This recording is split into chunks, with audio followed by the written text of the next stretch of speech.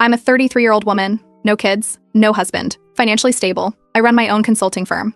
Life is quiet, clean, and exactly the way I built it, without a single cent or ounce of support from the family I was born into. I grew up in a mid-sized town in Idaho, the kind of place where everyone knows each other's business before the mail gets delivered. My father, Charles, ran a small chain of hardware stores, not flashy, but solid. The stores were inherited from his father, who was apparently some kind of local legend for building something from nothing. My dad loved that line. He repeated it like a sermon. There were just 4 of us in the house growing up, me, my dad, my mom, and my younger brother, Caleb, who's 2 years younger. From the start, it was clear who the heir was. Caleb was the golden boy. My dad didn't even try to hide it. He was being groomed for leadership by the time he was 12, while I was told to help your mother or stay out of the way. When I was 15, I told my dad I wanted to go to college out of state. His exact words? "I'm not wasting money on a girl's education. Girls go to college just to find a husband." He said it without flinching.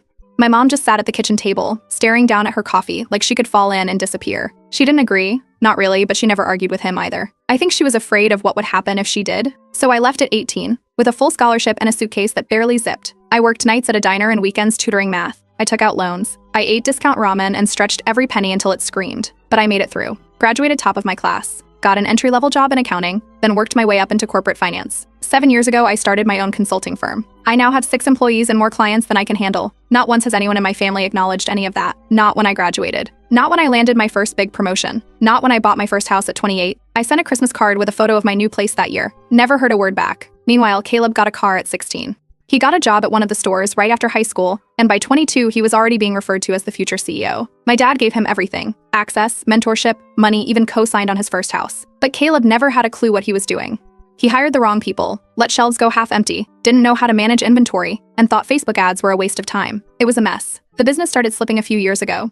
The town had changed, people shopped online more, and big box stores were eating into their base. My dad refused to adapt. He called e-commerce a fad and said real business was done face-to-face. That might have worked in 1980, but not anymore. 2 years ago, they came to me. Not for money. At first, they just wanted advice. I spent a week reviewing their books, inventory data, local trends. I put together a full roadmap: rebranding, digital storefront, local partnerships, a targeted marketing strategy. I gave it to them free, tied in a bow. They didn't follow a single recommendation, not one. A few months later, they came back again.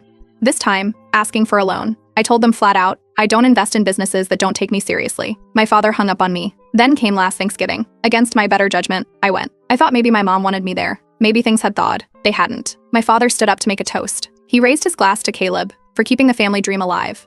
Then he turned to me, smirked, and added, "And thank you for not dragging us down." Nobody said anything. Not my mom, not Caleb.